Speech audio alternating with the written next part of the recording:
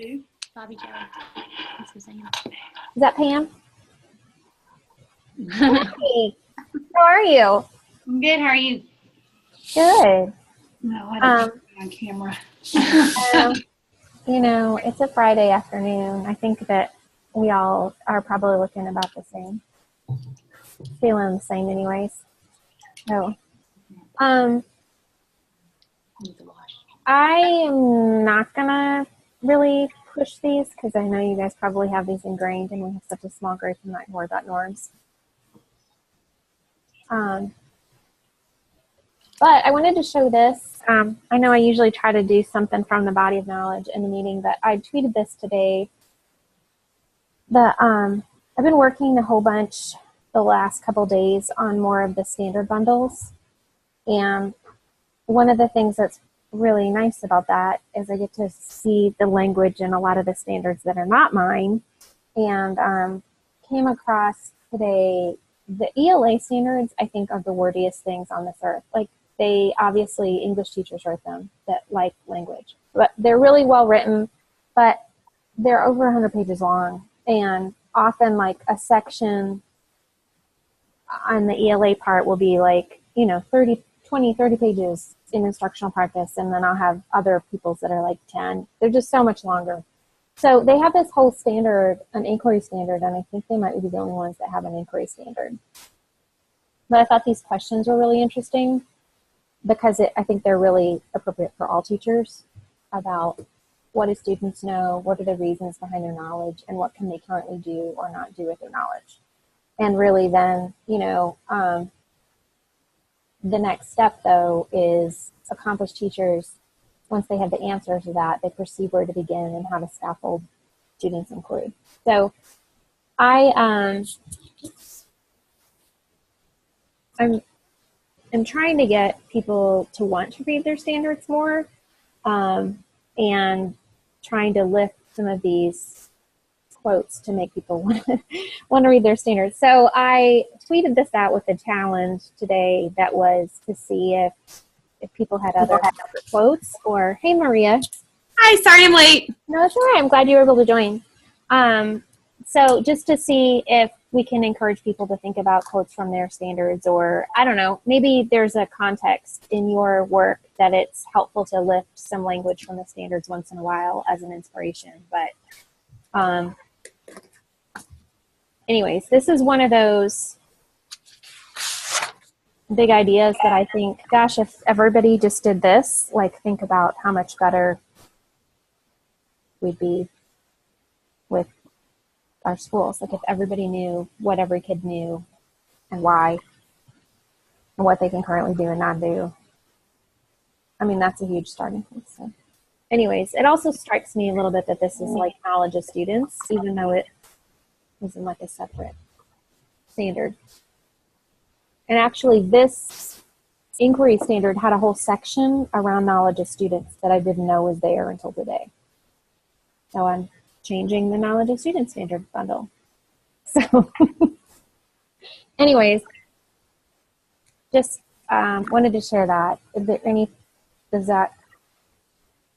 thoughts or reactions to that?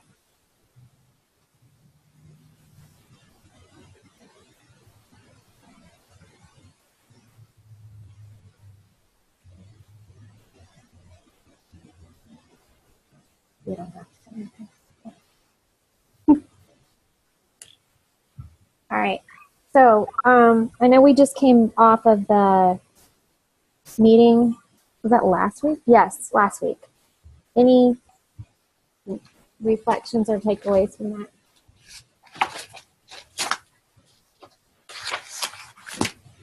Well, Zach and I really enjoyed being able to go to the different tables because some he went by himself and some I went to.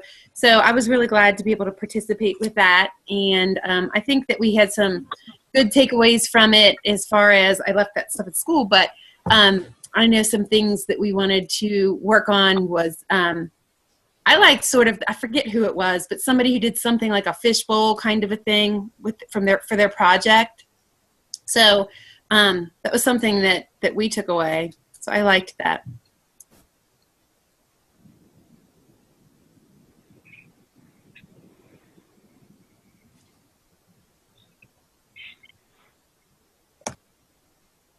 I like the resource table thing the best too. That was, I mean, when I got back to my table, it was nice to hear all the different things, all the different ideas. We can take little pieces back with us. Hey, Jeff. We like the cafe thing too, but we also like the PLC simulation and how smooth that went. It was really good to see somebody model that.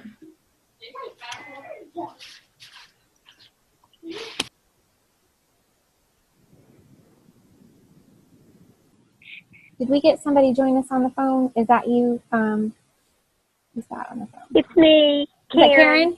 Hey, how are yes, you? I'm driving from Lawrenceburg. I had a training, so if I lose you, I'll do my best to get back in. So I'm good. Good. Yes, we like the Resource Cafe too. We really like that part. So I don't know why this is. This is ask. Okay, it was something came up weird on my computer. I hope it didn't pop up for you guys. That's a Q&A thing. One of the things that, that was definitely the thing that got the best feedback from the survey was the Resources Cafe. And what was interesting about the PLC simulation is people either really, really, really liked it and listed it as like one of their favorite things, or they said that they felt like it was just really hard for people that weren't in the PLC themselves to stay engaged and to really learn from that, I guess. And there were some suggestions from people that maybe everyone should have been participants instead of having participants and observers. So I don't know. I know that was a question that I had when we were planning it, was how are we going to make sure that everybody that's watching stays engaged?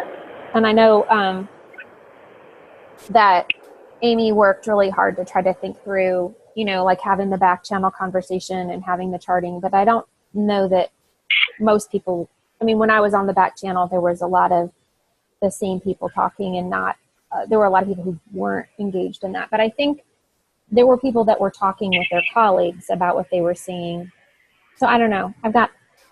We had kind of mixed results on that activity, but I think that even though it was maybe hard for some people to stay engaged, I think a lot of people, Bobby Joe, at least it helped them to really see it in action. So I still think it was worth doing and seeing how all of those things connect. Whoops, I've clicked through a bunch of slides here on accident. Sorry. So are there any resources specifically that you all are going to use or adapt from the meeting, or things you still need that you're planning on creating or want help with, or want to know if there's other resources out there that you don't know about? We liked the peer learning lab group. They had an observation forum that we really liked, that Molly really liked. Our teacher that came with us. She said that would be less intimidating for a teacher to use in a classroom than something that, like the ones that we use.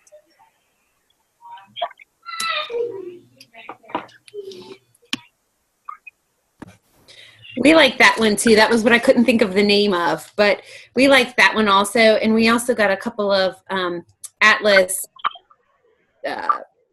video analysis forms too that we're looking at, and we're getting ready. I know Suzanne helped us a lot with helping to figure out how to find an Atlas video for our needs. So that was really helpful. Suzanne, Zach and I were just having a hard time finding one for writing. And so you helped us. We haven't quite gotten our plan finalized yet, but it helped to get us on the road. So that was good. Hey, speaking of writing, as I'm up to my eyeballs in the ELA standards today, there's a whole standard there just on teaching writing and assessing writing. And there's a whole bunch there, but it is middle and high school, but I wonder how much of that might be helpful. And I wonder, there might also be some writing stuff in the literacy one for elementary. But Betty Jo, that was your area, wasn't it? Literacy? Yeah. Do you remember if there was like a subpart in there on writing? Yes. Okay. There was a reading, a writing, and a speaking and listening part, just like the Common Core has. Okay. It So that might was. also have some good guidance too, Maria. Yeah, you're right. We should. I looked back at that for my own personal PGP, but I didn't think of it in terms of this project. I So. mean, it might help people to like, because they might have some guidance around what it should look like that you Yeah. could then turn into some guidance or questions to help people think about writing, maybe. Yes, absolutely.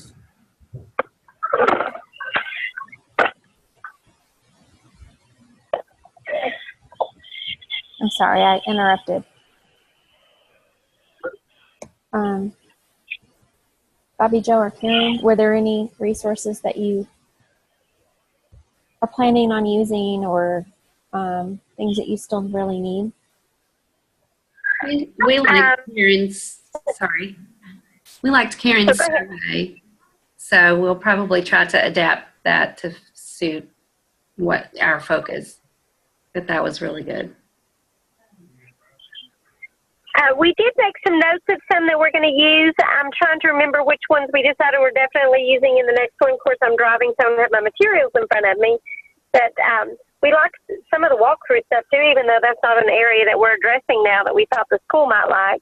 But we really are still looking at those Atlas videos and how to use those, so some of that information is going to be really helpful for us as well.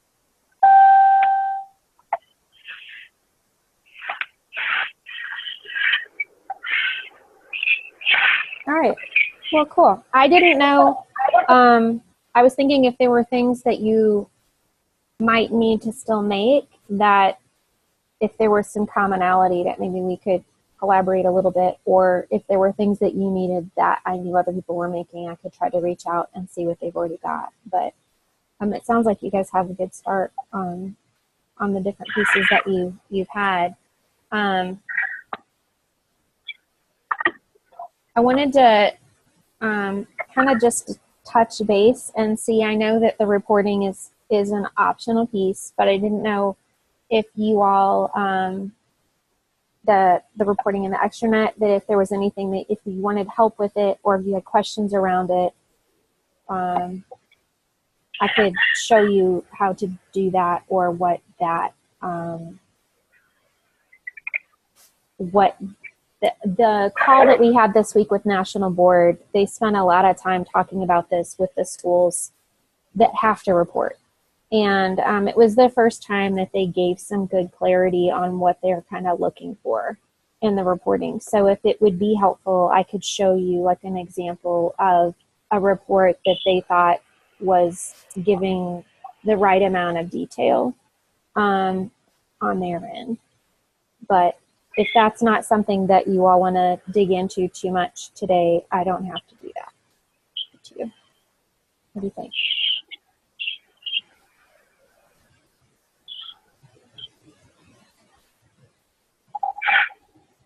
Is that process helpful for you all that have done that, or is it a lot of work and not worth it? To be honest. Okay.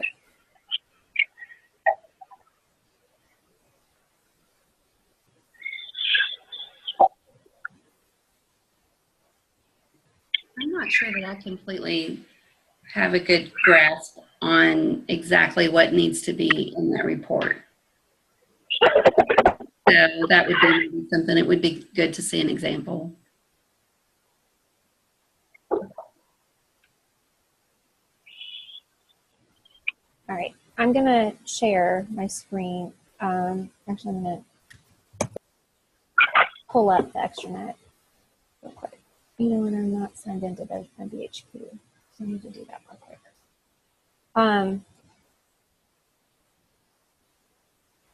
Yeah. And I can't see it, so I'm going to listen. Okay. I'll try to do my best to explain what we're looking at. And Okay. it, right. Okay. So I know that there's other ways to get to the extranet, but I find the easiest way that I do it is I go to the Google page for NT3, and then the tab that says extranet. And then I click on the link in the middle of the page that takes you there. I keep my password and stuff saved because I can't imagine that anybody would want to go to this website on my computer and monkey with data. So I can't imagine. I think they'd have a hard time even finding it. So anyway, so then if you go to the reports, I think that you all are able to look at different schools' reports if you wanted to get some examples of what some other people have done. The Spencer County High School one was one that National Board had felt like was a good example of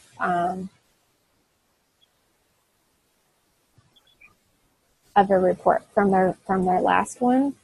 And to be honest, I felt like this helped me to know kind of what they were looking for.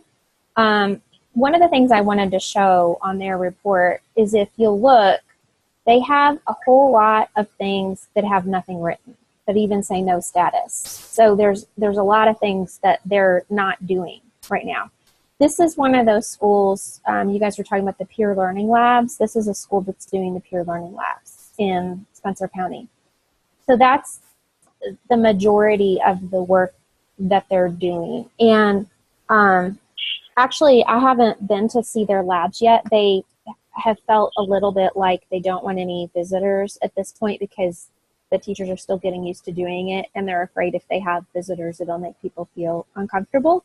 But they told me I probably can come see them in January. So I'll let you all know if I learn anything more when I go to see them at their learning labs. But they have this, one of their drivers that if they're testing it, it means that they're still just trying it, and they're kind of in the beginning of trying it. And one of the things that they were really clear about on the call is that a lot of people will often pick implementation for their level of what they're doing because you're doing it. So in like our education world, when we say implementing, that's when we're actually doing something.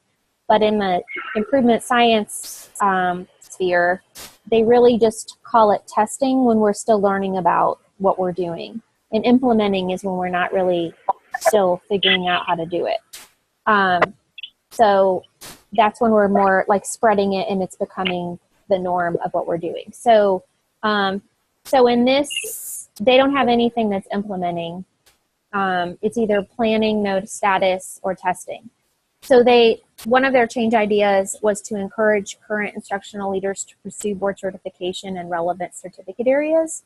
So they talked about, it's like, there's kind of a lot of detail here. It's like PLC department chairs and admin and instructional coach constitute school improvement leadership team, SILT, which meets once per week. 2 members of this team are MBCTs. We're starting small with the other department chairs on STLT. This is a high school, so that's why they're talking about department chairs. On SILT, they are encouraged to pursue certification with school and district support. Our prediction, so they've already got like that, what their hypothesis was that 4 out of the 6 non-NBCT department chairs would decide to pursue certification. At this time, 3 out of the 6 have decided to pursue. In addition, 8 other staff members have decided to become candidates this year. So it gives us kind of a snapshot about what they were thinking about their department chairs, but then it's kind of nice that they've said that 8 other people in their school are pursuing. So that's a big class. It's 11 in one school. But their district, like I just learned a little more a couple weeks ago when we were traveling, that Spencer County was talking about the whole reason that they applied for this grant was because they had a middle school that was in more of a priority status with the state. And then they jumped up to like distinguished in like 2 years. And so a lot of people are asking questions about how did you do this and what's going on, and, you know, what's going on that's different in the school. They observe their PLCs. They're like, we can't figure it out. Like, everything looks the same except like the conversations are richer. What has happened here? And they said, well, we've had like 12 teachers become board certified in the last 2 years. So that, and it was something that was teacher driven, and like, it wasn't something that the district was pushing or the administration was pushing. And so then there was all of this initiative then as a district to try to really encourage teachers to become board certified to improve student achievement, because there was this huge success story. So, so everyone, including the teachers, are seeing that they should do it because it will make a difference for their instruction. So then this, this public teaching practice thing in observation and analysis of teaching is their change idea. It talks about teaching of peers to understand the features of accomplished teaching. And that's what they're doing the literacy labs for. And what they're talking about here is that in this school, they haven't actually started doing the labs. It was in the elementary where they were sharing the labs. In this school, they're still planning because their literacy coach still has to be trained on how to do it. So that's where they're at with that work. Anyway, so they talked about in here that they're testing, leveraging the expertise of accomplished teachers to lead professional learning, because they talked about here that they're doing the reading of the Green Book, that they're going to start reading the Green Book together. We started small with the English PLC chair, who's an MBCT, and others in her department who are planning to pursue certification this year. These teachers have planned a year-long literacy initiative and specific literacy professional development to present the staff this year. They presented at the first staff meeting and did a survey afterwards. Members have attended training and have small groups of teachers that they will work with on an ongoing basis to assist them in incorporating literacy strategies. These teachers are now preparing to engage in a book study. The one, it's not, sorry, I was wrong. It's not the Green Book. It's called Reading Deeper, which focuses on differentiating learning literacy activities. And then they talk a little bit more about two things that they're doing as their district. And then they don't really have a whole lot of text. They have some on the barriers and breakthroughs and the learning from tests of change and the next steps. But honestly, they had more text in their, like, linked to their specific activities. So like they talked about that they planned to work with the 5 core props in their SILT time, but that's been taken up by other things, which you guys can relate to that, I'm sure.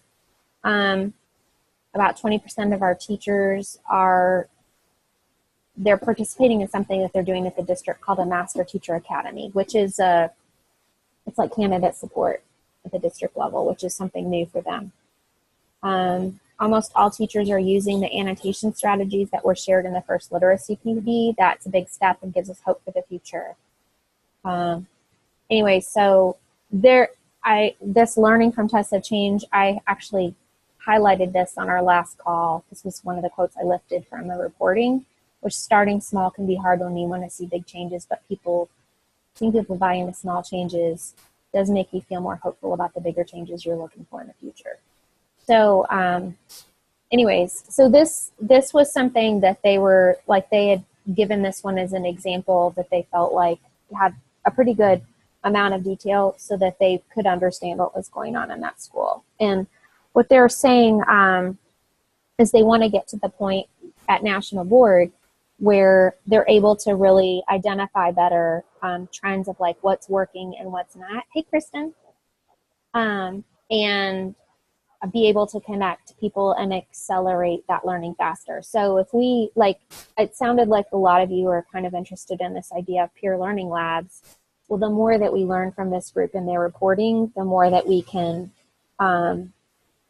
keep learning from that change idea without having to necessarily always have a conversation or connect with them.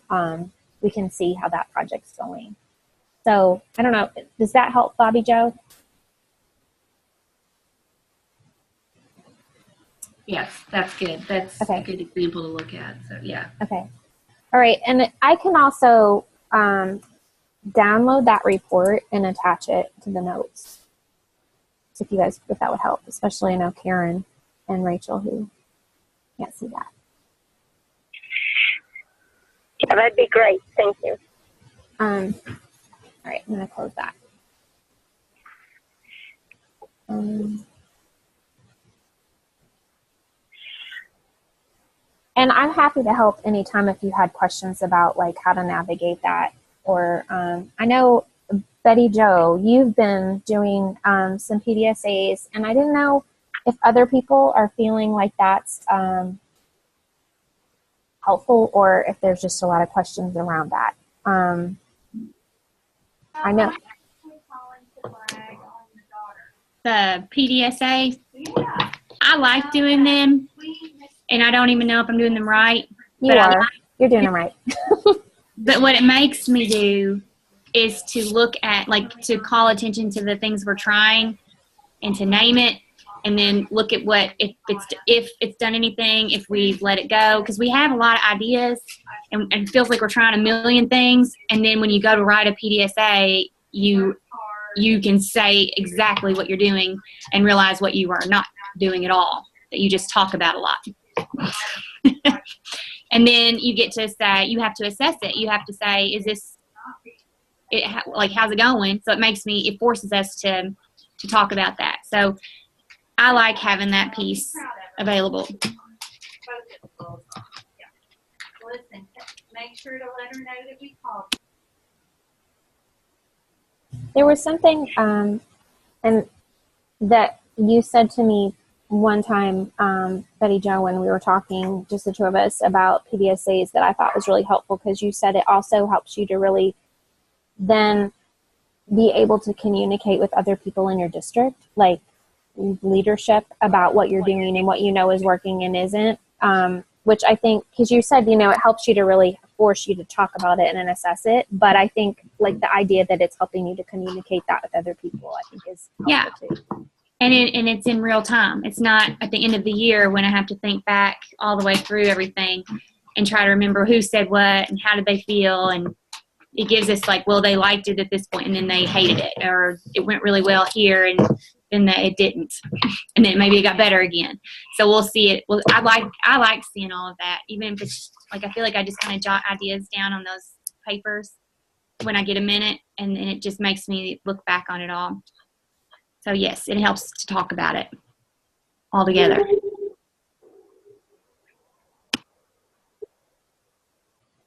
Karen, did you have a question or a comment? No. Okay. I heard your phone for a second. No, I just heard your phone for a second, so I didn't know if you were trying to talk. So. Oh, no. I don't know what it's doing. I'm driving, so. No, it's all right. I just wanted to check. And I know that I think, would it be helpful if we looked at like one of Betty Jo's PDSAs and she could talk through what she's thinking when she does it, or like to talk through that like we did the reporting, or is that not something you all have questions about at this point, or what do you think? I think that would be helpful for us. We haven't done it yet, so I think that would be great to see what she's done, and then maybe we can get going on it. Betty Jo, is there one you're more comfortable showing, or? Let's see.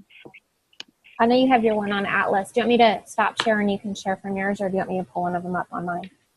You pull one up, because I'm scared to share mine. I don't know how to do all that. Okay. Any of them, because we just looked at them again last week. Okay. Let me go to your folder. So you guys would have also access to all of these because they're in her folder. If you go to the site workspace and then Kentucky. Hold on.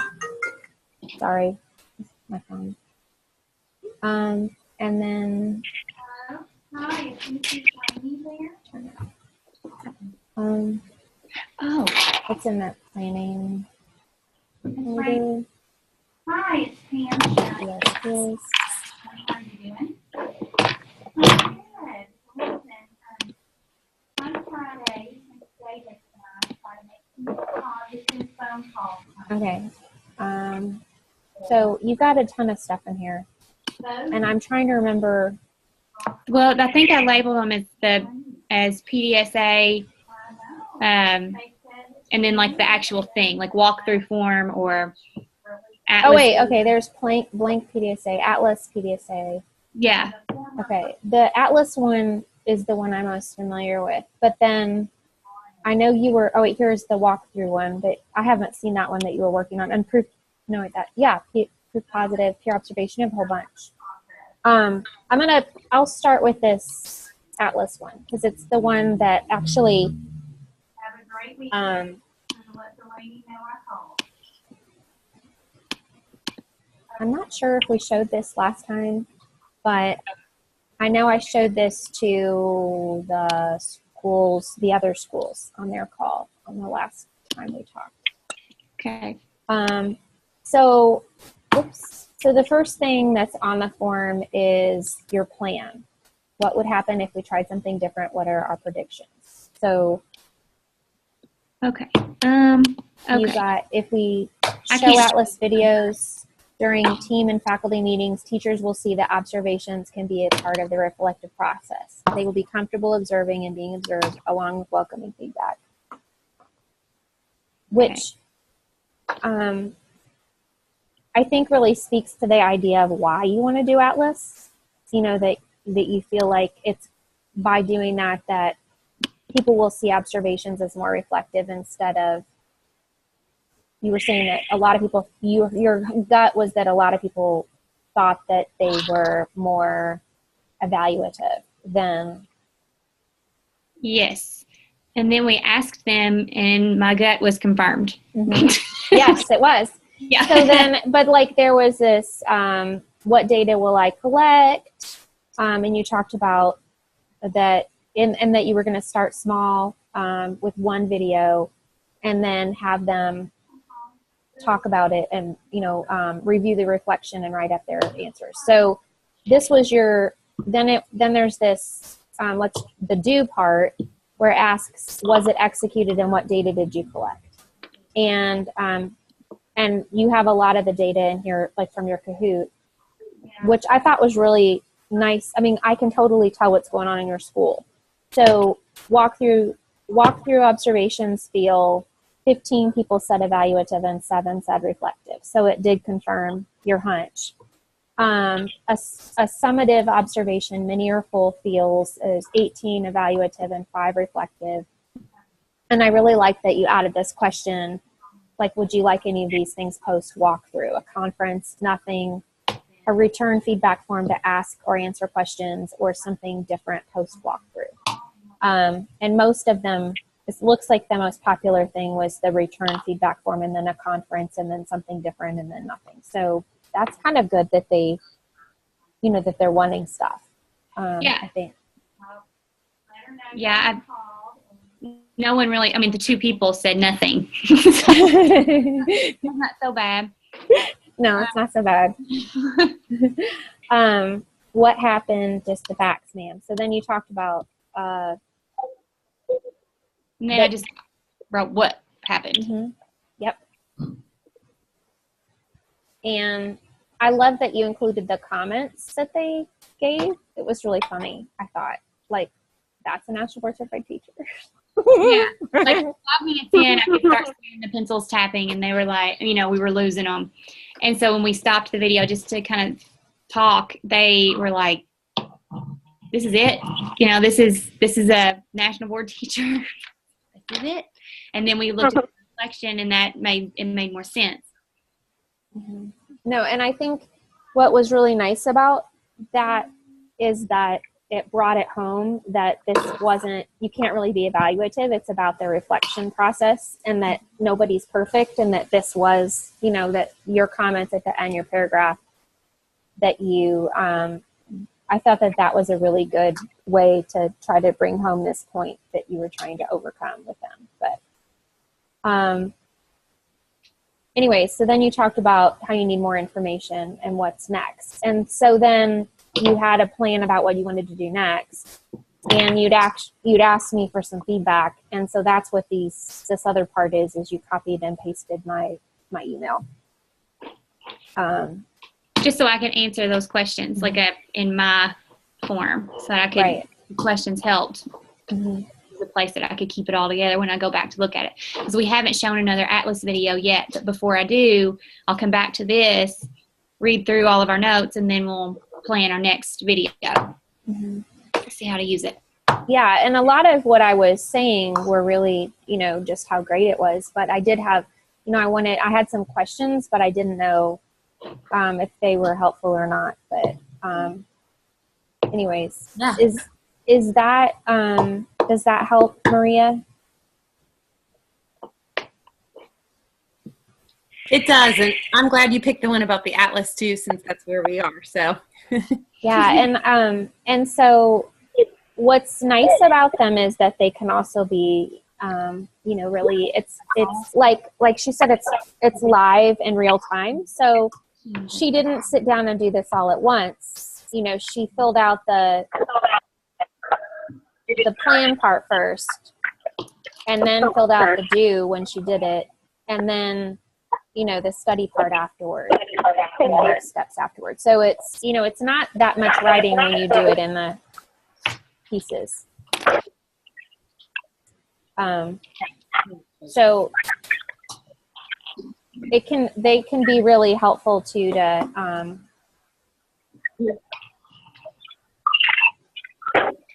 for me to know kind of what people are learning and trying.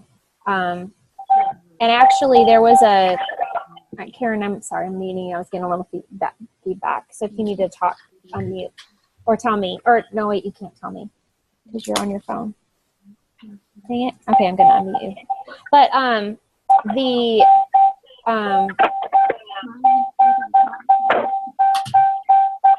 there was a call last week that I didn't know about that was going to happen. I think there was a miscommunication from National Board, and it was around doing a PDSA for Atlas. And so it was recorded, and if you all are interested in that recording, I can also link that. But what they did was they took Sarah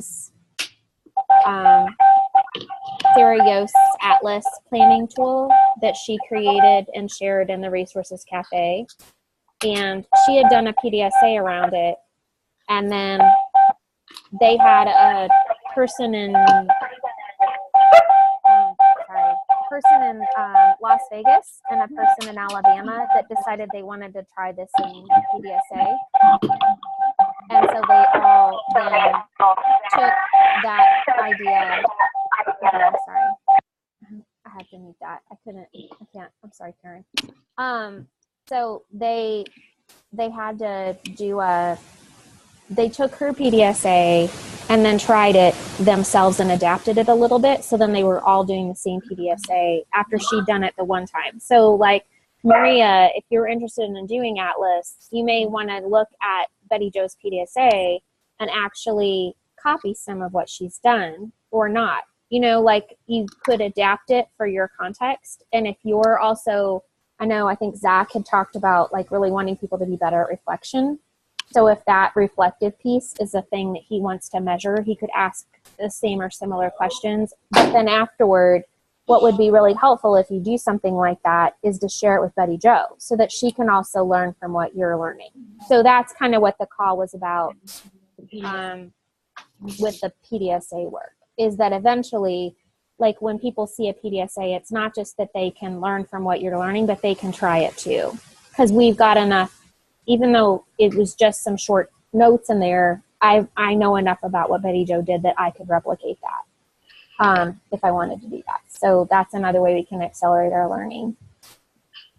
Sorry, I need to go back to the slides. I'm staring at her files of PDSA. So there's more there if you all wanted to look at those.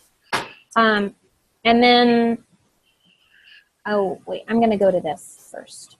So I realized that we didn't actually schedule any more meetings. This was the last one we've got scheduled. And because it's kind of at a pause of a place, I thought that it would be helpful to think about what works for you guys, and if there's a day of the week that's better, or a time of the day that's better, or but the calls that that I have in the routines with the other schools. We have a call scheduled. The next one for that group is the week of December 10th.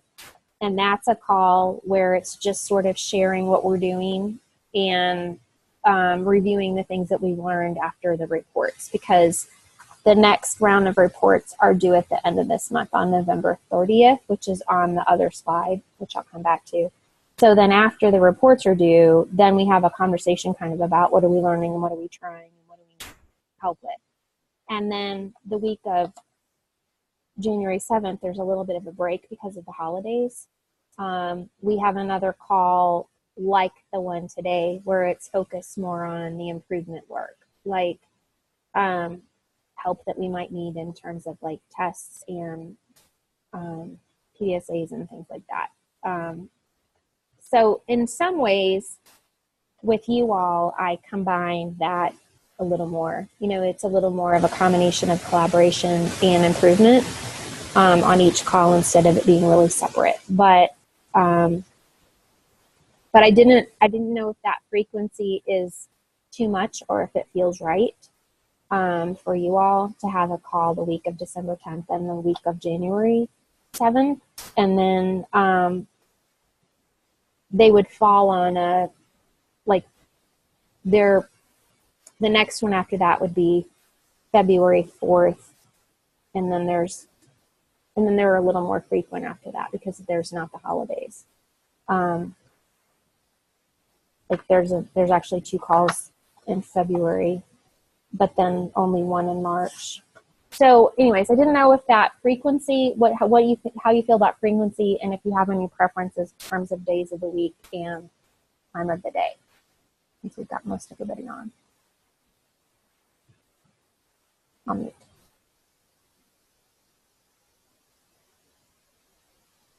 And I'm going to unmute Karen, unless it's a lot more feedback.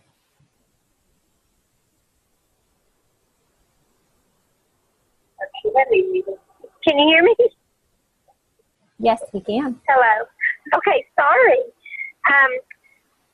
The week of December the 10th, I'll be in a training. I'll be leaving that Thursday after school, and I'll be Thursday and Friday in a training. And, of course, every Wednesday I'm involved in several church activities. So Monday or Tuesday would be the only 2 days that week that I would be able to participate.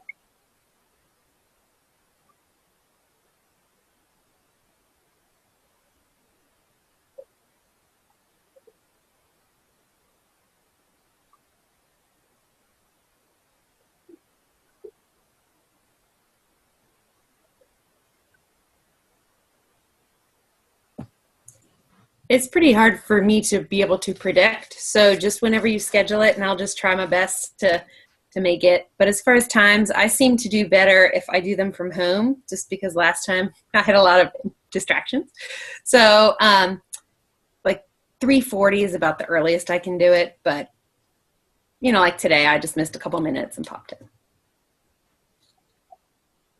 Mondays are a little tricky for me, but I can make it happen. So Tuesdays are good.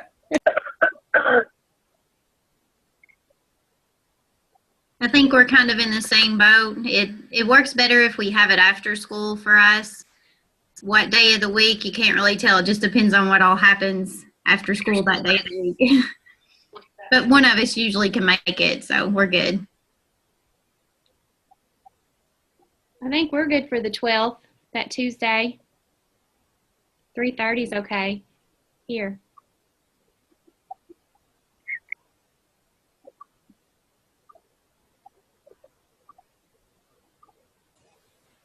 All right. Would it help if we did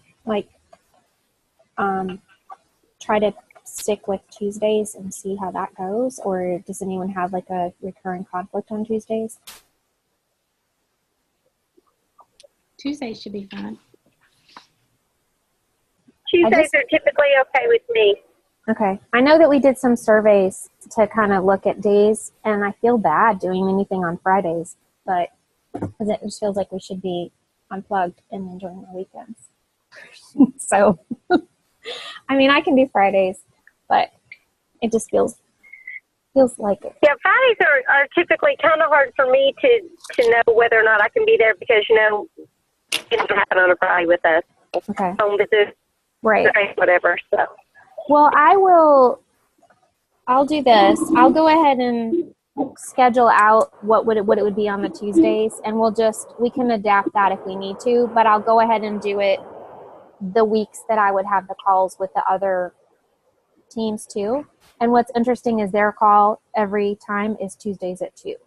So it would be like not quite back to back, but really close. And so that could be good because then the learning from that call will also help inform your call more, and I can connect you all with some of the things we're learning on those calls with them too. So if that makes sense for me to do them at the same day. Sounds great. Okay, and I wanted to show you, I forgot, I did skip a slide. This one had ignore that part where it says need to schedule because I moved that. But I didn't know, you may want to know about this, but it's totally optional. I know Rachel was really interested in this. There's a Learning to Improve book that I think I gave you guys at the summer launch that's written by the Carnegie Foundation. It's where we read like the principles of improvement, came from that book. And there's National Board is hosting an optional book club if anybody wants to be in a book club to read that book and discuss it with other people. And I will send this slide deck or at least link to that part of it in the email that has the dates so that if it's something that you're interested in doing, there's a survey to complete to just let Lisa Clark know that you want to do the book club. And then she has the timeline for when the meetings are linked to. So you may want to double check the timeline and see if it's dates that you could do it. And if it is and you're interested, you could complete the survey and just let her know to include you in the emails about the meetings. And then similarly, there's a free online improvement science course that it's through an online program with the University of Michigan. I'm going to do the book club unless it's nights that I have conflicts. And also I'm doing the improvement science course. And it's free again. And one of the things that Lisa's doing with that too is she's having webinars around each of I think there's like 5 or 6 lessons online about it. And one of the people that's teaching the course is the guy who wrote, I think he's one of the authors of the book. He's the president and CEO of the Carnegie Foundation. And his name is Anthony Burke. And yeah, he's one of the authors. So she's doing webinars around that class so that people can talk about what they're learning with each other and not just learn in isolation. So if that's something that interests you at all, that's some learning that, feel free to plug into that if it's something you want to do. And that's all I've got. You guys do anything fun this weekend? Assessments, cores due. Oh, cores due. I know what you're doing this weekend. Yes. So for those of you that are not preschool teachers, the core is not an exercise. It is the child observation record, which is a beast of it's where you take anecdotal notes and score them on rubrics. And there's 36 different things that you score on for every child. I think it's even more now. I think they've extended it. It's even more, but yeah. How many, what's the last double letter? Oh, JJ, KK, yeah, JJ, something like that. So for every letter, there's a different level. So that's a lot. That's a whole lot. Yeah. Yeah. That is more. I don't think they had that many when I did it. And we have 40 kids. So 40 multiplied by 40, probably. A lot of anecdotal records to keep. Anything fun for anyone else? I'm here. Oh, I'm going to the Dancing with the Danville Stars tomorrow, Betty Jo. Oh, that'd be fun. Yeah. Some of Kate's friends are dancing in it. So we're going to go do that. That's fun. Well, I just left your neck of the woods, Suzanne. I just left Lawrenceburg. Yeah, that's not too far. My old stomping grounds. Your old neck of the woods. Your old neck of the woods. Yeah. Well, you guys enjoy your weekend. Try to spend some time with family and doing fun stuff. Bye. Well, thank you so much. Thanks. Bye-bye. Thank you. Bye.